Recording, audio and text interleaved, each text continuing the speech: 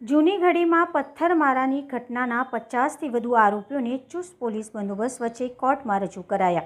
વડોદરા શહેરના સંવેદનશીલ વિસ્તાર જૂની ઘડીમાં ગત દિવસે પથ્થરમારો અને તોડફોડની ઘટના સર્જાતા શહેરમાં ભારે ચકચાર મચી હતી. આ ઘટનાના પગલે પોલીસે તાત્કાલિક મોટી સંખ્યામાં દળો તૈનાત કરી પરિસ્થિતિ કાબૂમાં લીધી હતી. આ સમગ્ર મામલે પોલીસે અત્યાર સુધીમાં 50થી વધુ લોકોને ડિટેઇન કર્યા છે.